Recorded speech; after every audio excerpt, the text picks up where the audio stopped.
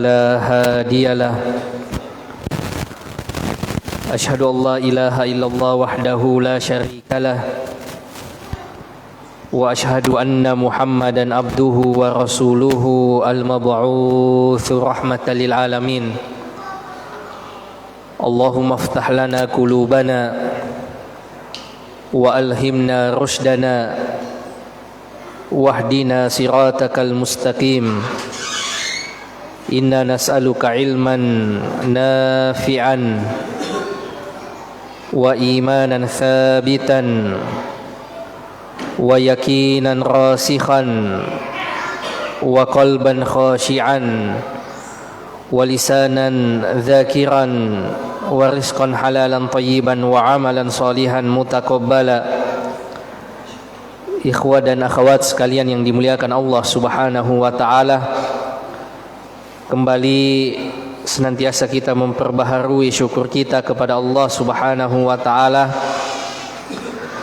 Pada kesempatan kali ini Allah Subhanahu wa taala memberikan kepada kita taufik sehingga kita masih dikumpulkan di tempat yang mulia ini untuk sama-sama mempelajari tentang makhluk teragung yang pernah Allah Subhanahu wa taala ciptakan, Rasulullah sallallahu alaihi wasallam. Pada pertemuan sebelumnya jamaah sekalian, kita sudah membahas tentang baju besi dan helm besi Rasulullah sallallahu alaihi wasallam. Dan ini menunjukkan bagaimana Rasulullah sallallahu alaihi wasallam mengajarkan kepada kita maksimal dalam mencari sebab, maksimal dalam mengupayakan ikhtiar. Selain berdoa kepada Allah Subhanahu wa taala, juga dimaksimalkan dengan usaha-usaha kita sebagai manusia. Rasulullah sallallahu alaihi wasallam saat berperang itu memakai baju besi. Bahkan di dalam perang Uhud Rasulullah sallallahu alaihi wasallam sampai memakai dua baju besi. Tidak hanya baju besi jamaah sekalian, Rasulullah sallallahu alaihi wasallam juga bahkan memakai mikfar, helm besi. Rasulullah sallallahu alaihi wasallam bukan mengajarkan kepada sahabat-sahabatnya bacaan-bacaan tertentu yang kalau ia baca maka ia akan kebal, atau orang sebut sekarang apa, anti gores. Yang kalau orang baca tidak perlu pakai pedang, belum sampai pukulan orangnya sudah terlempar. Rasulullah sallallahu alaihi wasallam tidak pernah mengajarkan yang seperti itu jamaah sekalian. Yang Rasulullah ajarkan adalah upaya-upaya manusiawi, bagaimana caranya agar tidak terluka, yang bisa diikuti oleh semua orang. Pakai pelindung, pakai baju besi, pakai helm besi. Betul bahwa Rasulullah sallallahu alaihi wasallam punya mukjizat, tapi itu bukan yang dominan. Para sahabat ada yang memiliki karamah di luar daripada kemampuan manusia normal, tetapi itu bukan sesuatu yang dominan. Malaikat kadang turun membantu Rasulullah sallallahu alaihi wasallam, belum sampai pedang tapi kadang kepala sudah lepas. Tetapi ini bukan untuk diikuti. Baru musuh datang kepalanya sudah lepas. Tidak pernah diajarkan oleh Rasulullah sallallahu alaihi wasallam yang seperti itu. Murni ini pertolongan dari Allah Subhanahu wa taala yang tidak bisa keluar sekehendak kita. Ini yang membedakan karomah dengan bantuan jin yang memiliki amalan-amalan. Kalau yang dipelajari itu baca-bacanya, amalan-amalannya, ia bisa keluarkan sesuai dengan kehendaknya. Tapi kalau karomah, ia berada di luar daripada kehendak orang yang diberikan karomah itu. Dia tidak tahu kapan dia mau kasih keluar, kapan datang, kapan tidak. Itu hanya datang betul-betul dari Allah Subhanahu wa taala, bukan sekehendak yang diberikan karomah oleh Allah Subhanahu wa taala. Jadi apa yang diajarkan oleh Rasulullah sallallahu alaihi wasallam ini betul-betul sesuatu yang manusiawi. Dan inilah hakikat tawakal jamaah sekalian. Hakikat tawakal yang diajarkan oleh Rasulullah maksimal dalam mengupayakan sebab. Jangan dengan alasan tawakal kita tidak menggunakan pelindung. Iya, naik motor ngebut-ngebutan tidak pakai helm. Katanya tawakal, ini tidak benar.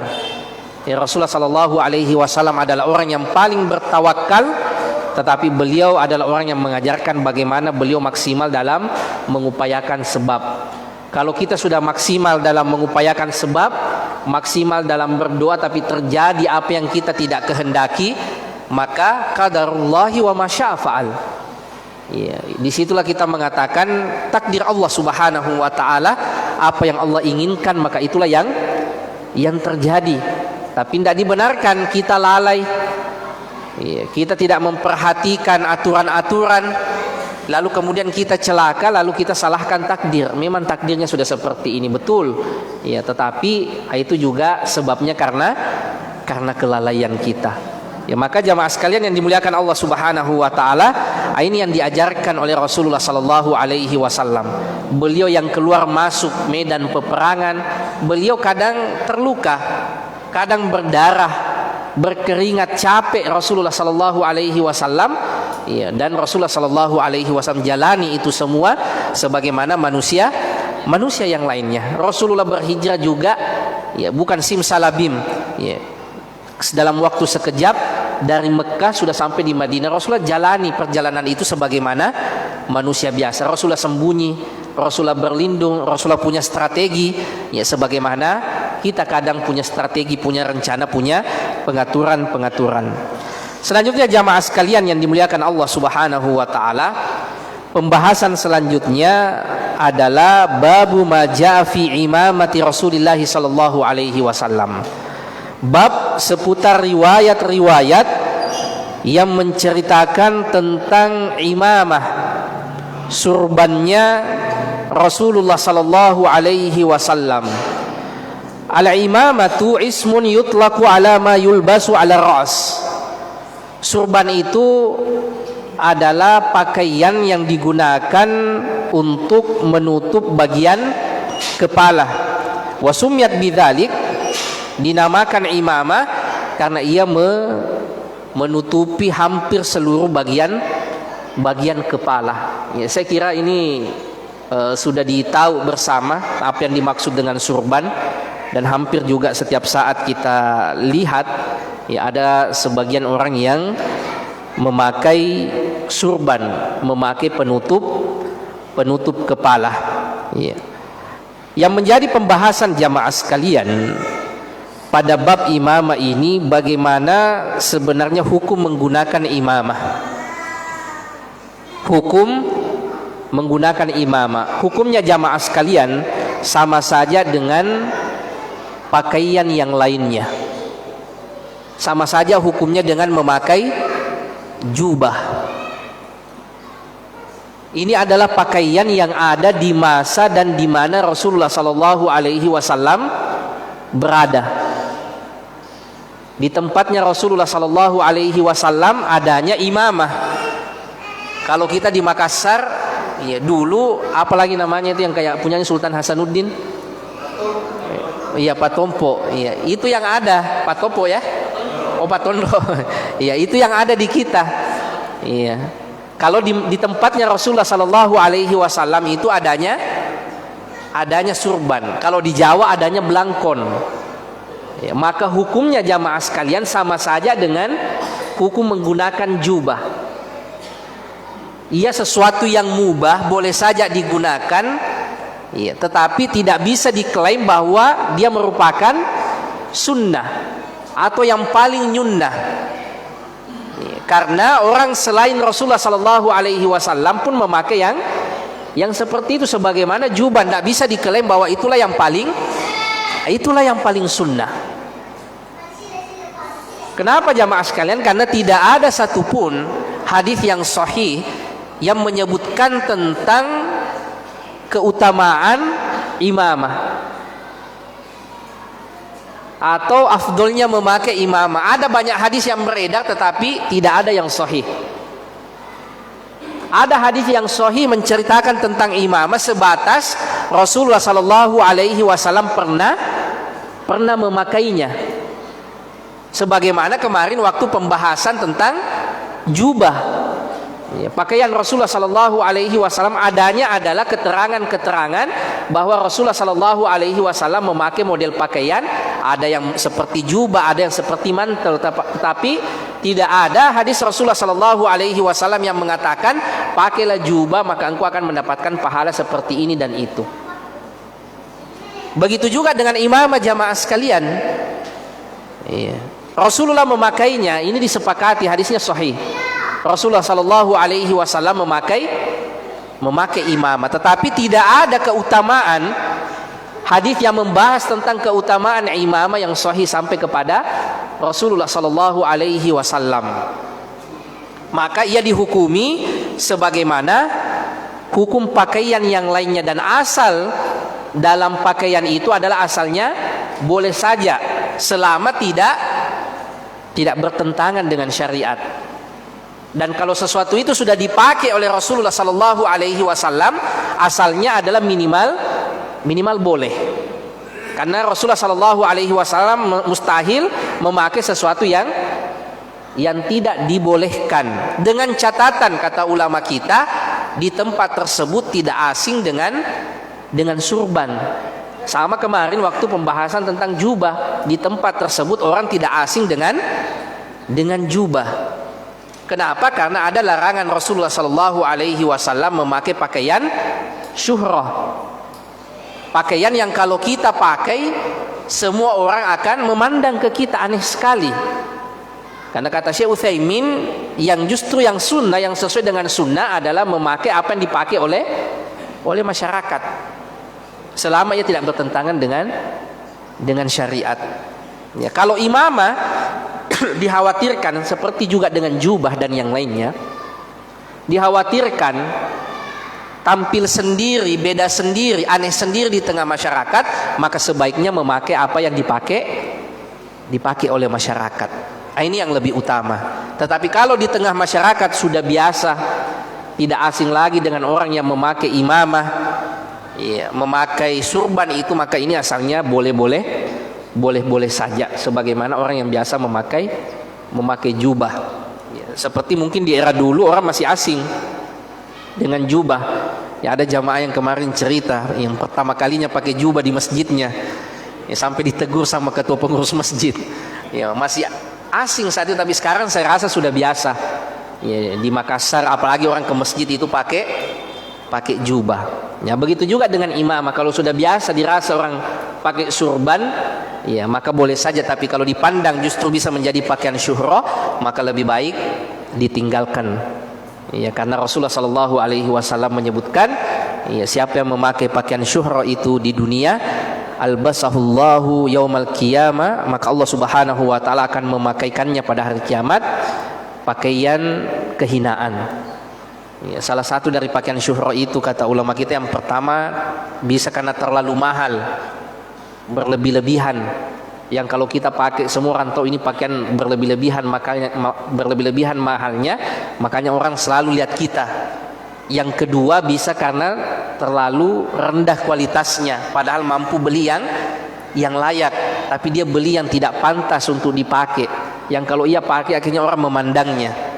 Yang ketiga, kata ulama kita, bisa jadi karena pakaian tersebut masih sangat asing sekali. Bukan juga terlalu mahal, bukan juga terlalu murah, tapi jarang dipakai oleh masyarakat, yang kalau ia pakai maka semua orang akan memandang kepadanya, melihat sebagai sesuatu yang aneh. Hadis yang pertama jamaah sekalian pada pembahasan tentang imamah, tentang surban Rasulullah sallallahu alaihi wasallam ini adalah hadis yang ke-114 pada kitab ini. Imam At-Tirmidzi mengatakan, haddatsana Muhammad bin Bashar qala haddatsana Abdurrahman bin Mahdi an Hammad bin Salamah haddatsana Mahmud bin Ghailan qala haddatsana Waqi' an Hammad bin Salamah an Abi Zubair an Jabir. Dari sahabat Rasulullah sallallahu alaihi wasallam Jabir, beliau mengatakan, dakhalan nabiyyu sallallahu alaihi wasallam Makkah yaumal fathi wa alaihi imamatun sauda. Rasulullah sallallahu alaihi wasallam memakai imamah atau memakai surban yang berwarna hitam saat memasuki kota Mekkah, dan ini terjadi pada peristiwa Al-Fath, Yaum Al-Fath, yaitu pada peristiwa Fathu Mekkah.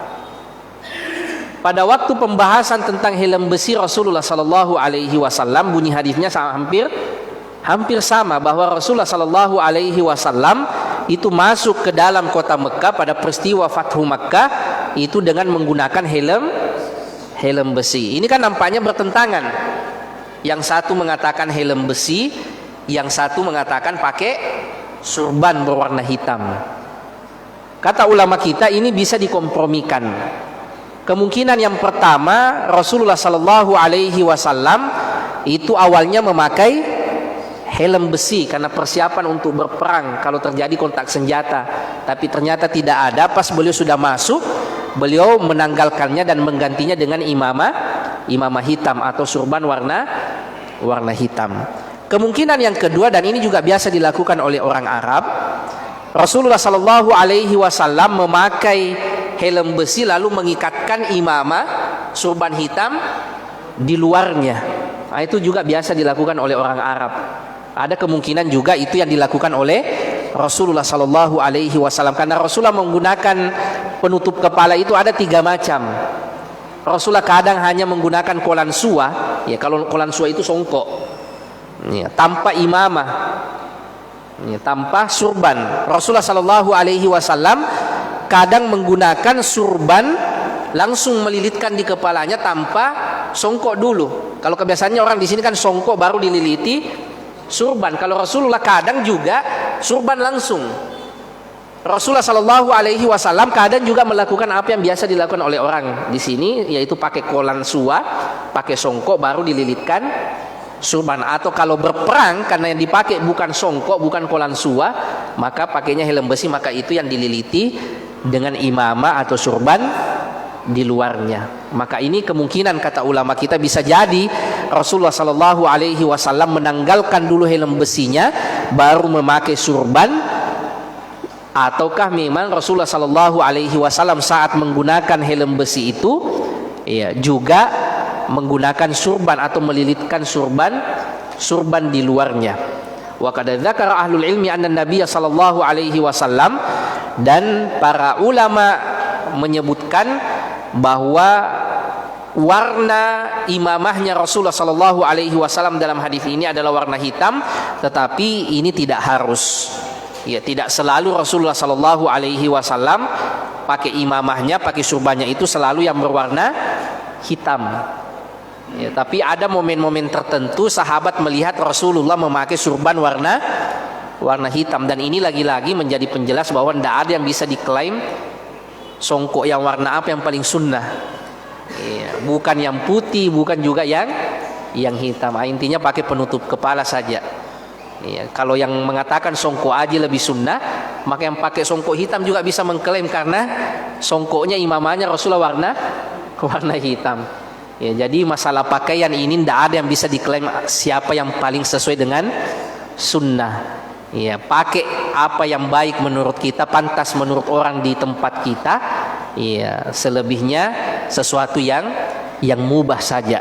Ya, ada yang senangnya mungkin pakai songkok nasional, ada yang senangnya pakai songkok aji, ada yang senangnya pakai songkok Pakistan, ada yang senangnya pakai songkok yang dirajut, kembali kepada selera kita. Tidak bisa diklaim pakai surban merasa dirinya lebih sesuai sunnah, atau ada yang pakai songkok Taliban, songkok Pakistan merasa inilah yang sesuai dengan sunnah. Kembali kepada apa yang kita senangi dan apa yang dipandang layak dalam masyarakat kita. Yang penting itu tadi, bukan sesuatu yang aneh di tengah-tengah masyarakat kita.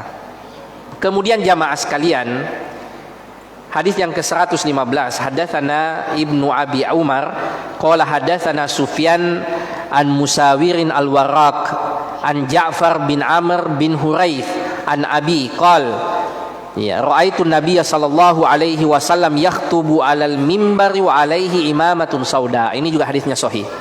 Saya pernah melihat Rasulullah sallallahu alaihi wasallam menyampaikan khutbah dan beliau menggunakan surban yang berwarna hitam. Nah, ini ternyata didapati beliau juga memakai surban warna hitam lagi seperti beliau waktu masuk ke kota Mekah. Hadis yang lain jamaah sekalian, an Ubaidillah bin Umar an-Nafi an Ibni Umar, dari Ibnu Umar radhiyallahu taala anhuma qol kana an-nabiy sallallahu alaihi wasallam idza i'tamma sadala imamatahu baina katifai.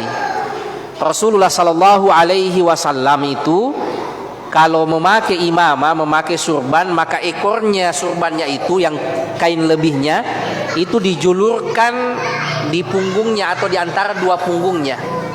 Jadi dibuat jatuh ke bawah sisa lilitannya itu. Nah, ini yang dibahas oleh ulama kita juga, pembahasan tentang isbal, bahwa sisa imamah itu bisa juga isbal kalau berlebih-lebihan. Ya, karena ada juga orang surbannya itu panjang sekali. Ya, biasa sampai pantat sisa kainnya, atau kalau ia lilitkan semua itu sampai tebal sekali, sampai orang biasa memberikan anekdot kayak apa kayak ban Vespa ya, saking tebalnya. Nah, ini makanya perlu yang wajar. Maka yang seperti itu mungkin asing sekali masyarakat kita.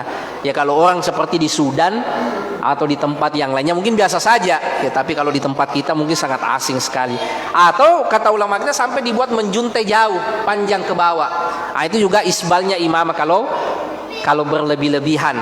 Iya, Rasulullah membuat sadal itu terjuntai, jatuh ke bawah sisa kainnya itu. Ya, tetapi dengan sesuatu yang wajar, tidak terlalu panjang. Dan inilah yang diikuti oleh Ibnu Umar radhiyallahu taala anhu. Nafi mengatakan, ya, kana Ibnu Umar yaf'alu dzalik. Ya, Ibnu Umar melakukan juga yang seperti itu, karena Ibnu Umar ini sangat senang sekali menyerupai Rasulullah sallallahu alaihi wasallam. Meskipun hal-hal yang sifatnya mubah saja, di mana Rasulullah biasa singgah, kan tidak harus orang singgah di mana Rasulullah singgah. Ya, tetapi Ibnu Umar mau sekali menyerupai Rasulullah sallallahu alaihi wasallam saking cintanya. Apa yang disenangi oleh Rasulullah, ia juga berusaha untuk senangi, meskipun secara manusia kesenangan kita beda-beda. Masakan kesukaan kita, makanan kesukaan kita beda antara satu dengan yang lain, hal yang sifatnya manusiawi. Tetapi Ibnu Umar saking cintanya dengan Rasulullah, saking inginnya menyerupai Rasulullah sallallahu alaihi wasallam, sampai model surbannya pun itu diikuti oleh Ibnu Umar radhiyallahu taala anhuma. Wa raaitu Al-Qasim bin Muhammad wa Saliman yaf'alani dzalik. Bahkan juga diikuti oleh anaknya, ya, Salim bin Abdullah bin Umar, cucu dari Umar Ibnul Khattab radhiyallahu taala anhuma. Ya, jadi ini diantara model atau cara menggunakan surban yang dilakukan oleh Rasulullah sallallahu alaihi wasallam, yaitu sisa kainnya dibuat menjuntai ke bawah. Ada model yang lain yang dipakai oleh Rasulullah sallallahu alaihi wasallam, yaitu zu'abah. Ya, dipilin, ya, sisa kain tersebut. Ya. Kemudian hadis yang ke-118 jamaah sekalian, ya, dari Ikrimah an Ibni Abbas. Dari Ikrimah, muridnya Ibnu Abbas radhiyallahu taala anhuma, Ibnu Abbas mengatakan, anna Nabiyya sallallahu alaihi wasallam, bahwa Rasulullah sallallahu alaihi wasallam itu khataban nas, berkhutbah di depan manusia, wa alaihi isabatun dasma, dengan kain warna dasma, warna hitam yang dililitkan di kepalanya. Ya, ini sama bunyinya tadi, yaitu surban. Ya, kain yang dililitkan itulah imamah, itulah surban. Kemudian di penghujung bab ini jamaah sekalian, ya, Syekh Profesor Dr. Abdul Razak Al-Badr memberikan tanbih, memberikan peringatan bahwa lam yasih anin Nabi sallallahu alaihi wasallam haditsun fi fadli lubsil imamah. Tidak ada hadis yang sahih yang sampai kepada Rasulullah sallallahu alaihi wasallam tentang keutamaan memakai surban. Wa kullu ma sahha anhu fi hadzal bab huwa lubsuhu laha. Semua yang sahih dari Rasulullah seputar imamah ini hanyalah keterangan bahwa Rasulullah hanya memakainya saja. Rasulullah tidak memerintahkannya dan Rasulullah tidak menyebutkan keutamaannya. Lalu beliau menyebutkan wa yurwa fi hadzal bab ahaditsu la tasih. Ada begitu banyak hadis yang diriwayatkan pada pembahasan tentang imamah ini, hadisnya yang tidak sahih, bal maudhu, akan tetapi sampai pada hadis-hadis yang palsu. Di antaranya kata Syekh, salatun bi imamatin khairun min khamsin wa ishrina salatan bila imamah. Salat memakai surban itu lebih baik daripada 25 kali salat tanpa surban. Ini banyak sekali beredar di Arab dan di sini. Iya. Ada bahkan yang lebih ajaib. Iya. Hadisnya, ya, salatun bi imamatin khairun, ya, min khamsi wa isrina salatan bila imamah wa jum'atun bi imamatin khairun min sab'ina jum'atan bila imamah.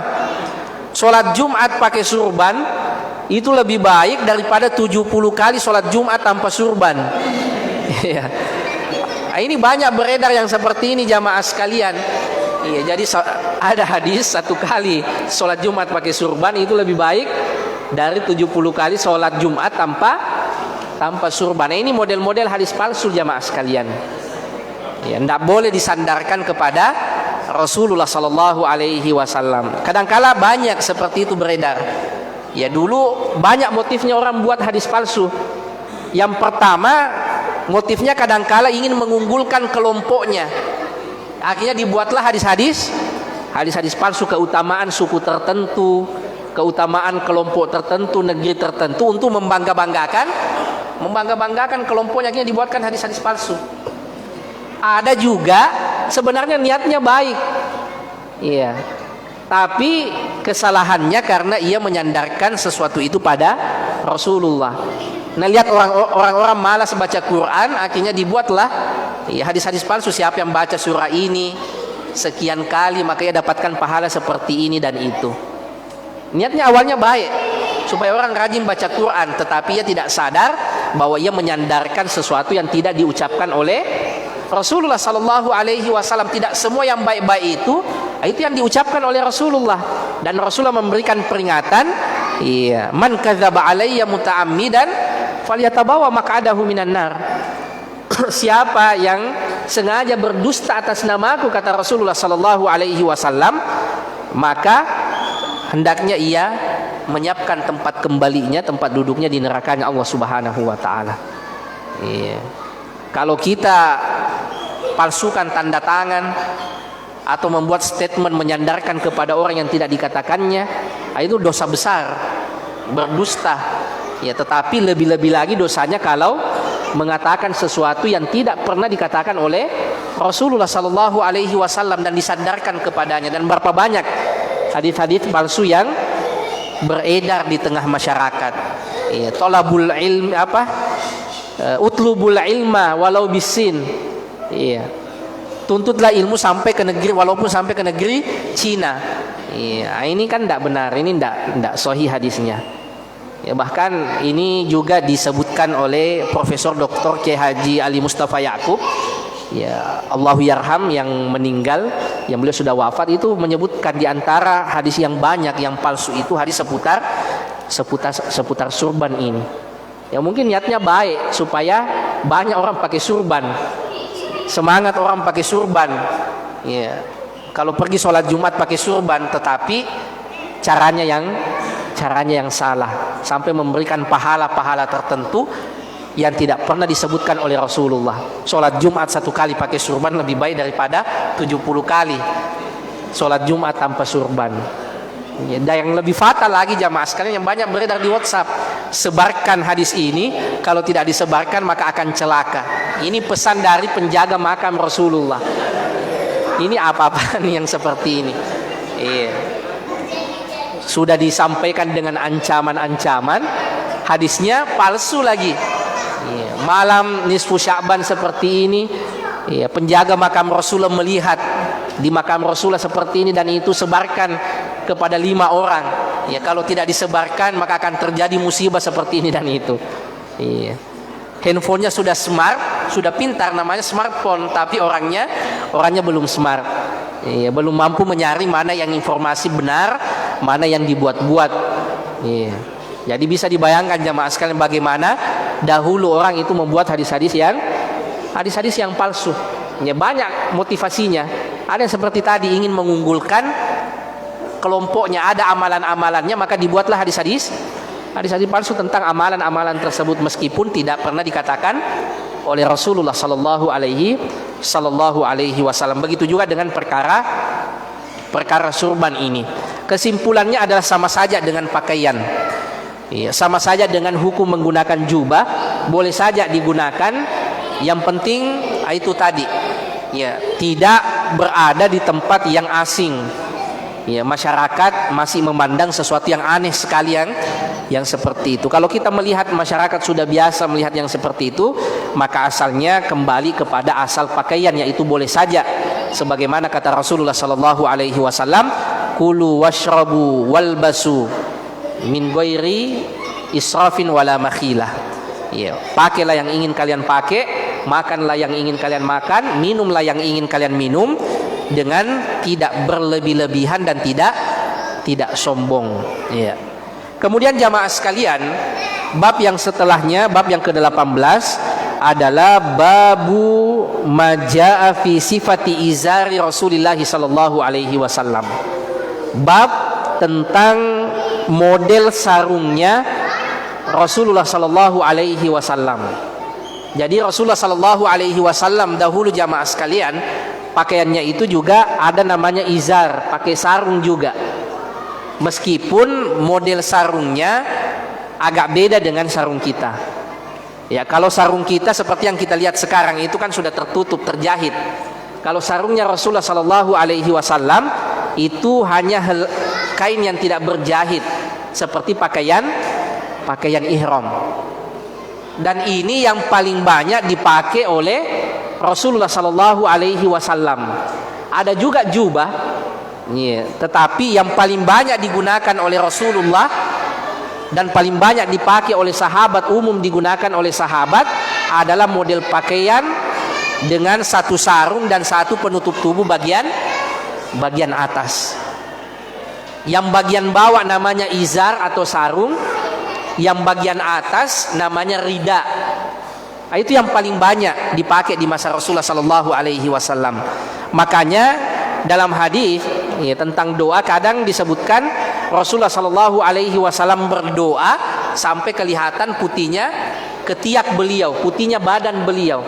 Iya, kalau kita mau pikir pakaian dipakai oleh Rasul seperti kebanyakan yang kita pakai, mustahil kelihatan ketiaknya. Ya, tapi memang model pakaian Rasulullah sallallahu alaihi wasallam seperti model pakaian orang berihram. Meskipun tujuannya bukan orang untuk ihram saat itu, tapi itu yang dipakai hari-hari. Orang pakai ihram kan kadang kelihatan ketiaknya, kelihatan perutnya, kelihatan kadang dadanya. Dan sesederhana itulah ya pakaian Rasulullah sallallahu alaihi wasallam jamaah sekalian. Dan ini juga memberikan pelajaran bahwa budaya suatu kaum itu bisa saja berubah. Seperti budayanya orang Arab, apa yang dipakai oleh orang Arab di masa Rasulullah sallallahu alaihi wasallam berbeda dengan apa yang mereka biasa gunakan hari ini. Kalau dulu biasanya Rasulullah itu pakai sarung seperti orang pakai ihram. Kalau sekarang hampir tidak ada lagi orang Arab yang pakai model pakaian seperti itu. Bahkan aneh bagi orang Arab, ya kalau keluar rumah pakai sarung.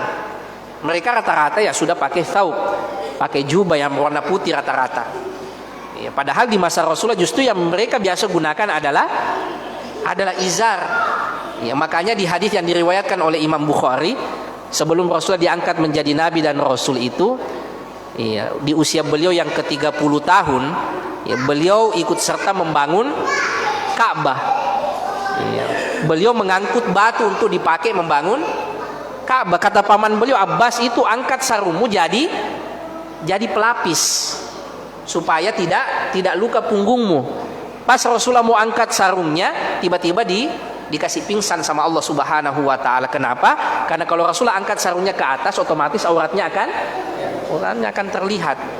Ya, Bahkan sebelum Rasulullah diangkat menjadi nabi dan rasul, auratnya sudah dijaga oleh Allah Subhanahu wa taala. Karena memang yang dipakai saat itu hanya sarung. Ya, kadangkala rida tidak dipakai juga. Karena yang aurat bagi laki-laki itu hanyalah pusar sampai lutut.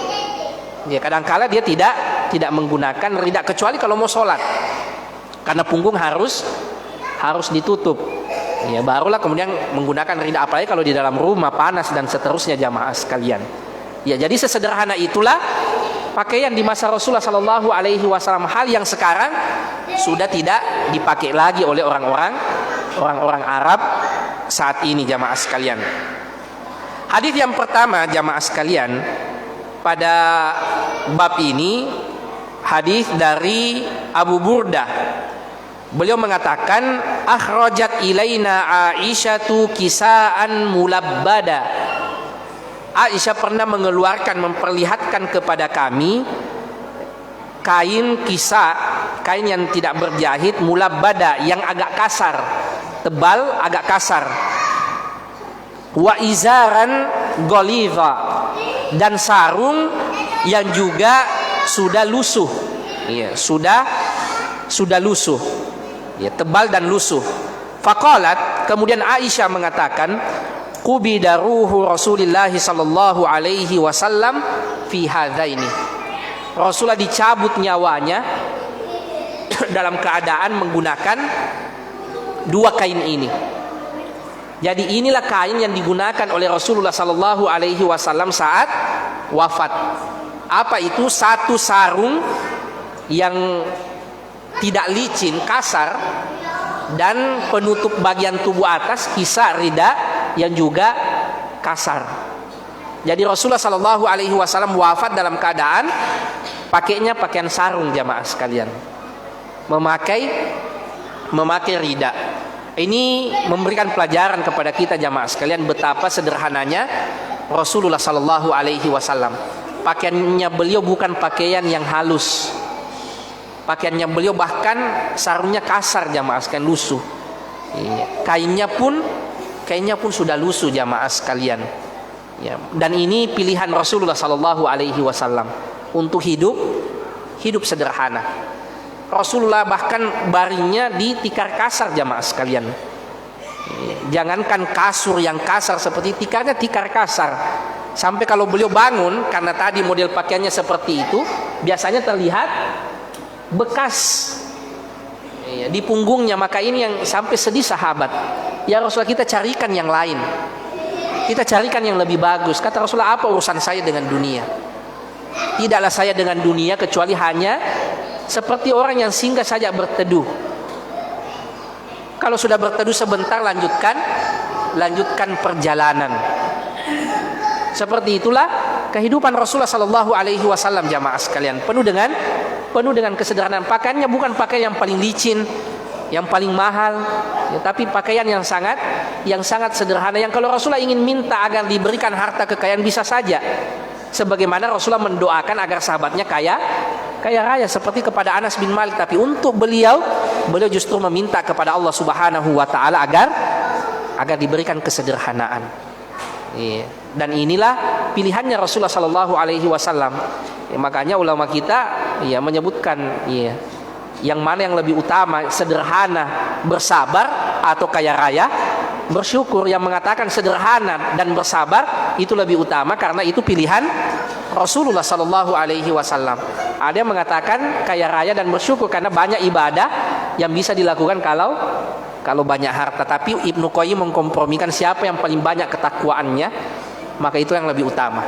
Kalau dengan kaya lebih bertakwa, maka itulah yang lebih utama. Atau dengan sederhana bisa lebih bertakwa. Karena ada orang yang cocok kaya, ada yang tidak cocok jadi kaya.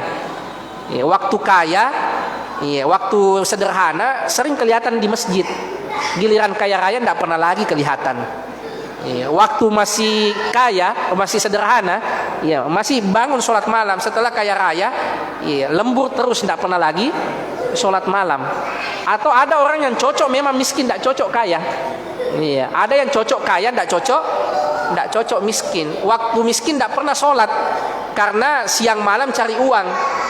dagang terus, tidak soal giliran kaya raya, dia sudah jaga sholatnya, dia semakin bersyukur. Maka yang begini lebih utama. Yang mana yang lebih bertakwa, kata Imam Ibnu Qayyim, maka itulah yang lebih baik. Kalau dengan kekayaan itu dia bisa lebih bertakwa, maka itu yang lebih utama. Atau dengan kesederhanaan itu dia lebih bisa menjaga batasan-batasan Allah Subhanahu wa taala, maka itulah yang lebih baik. Karena inna akramakum indallahi atqakum.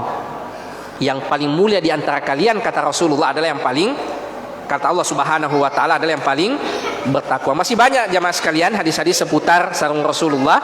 Ya, insyaallah kita bahas pada pertemuan setelah ini, pertemuan berikutnya. Mudah-mudahan ada manfaatnya, minimal dengan kita banyak mengirimkan sholawat dan taslim kita kepada Rasulullah sallallahu alaihi wasallam. Wa sallallahu ala nabiyyina Muhammad wa ala alihi wa sahbihi wasallim. Wa akhiru da'wana alhamdulillahi rabbil alamin. Wassalamualaikum warahmatullahi wabarakatuh.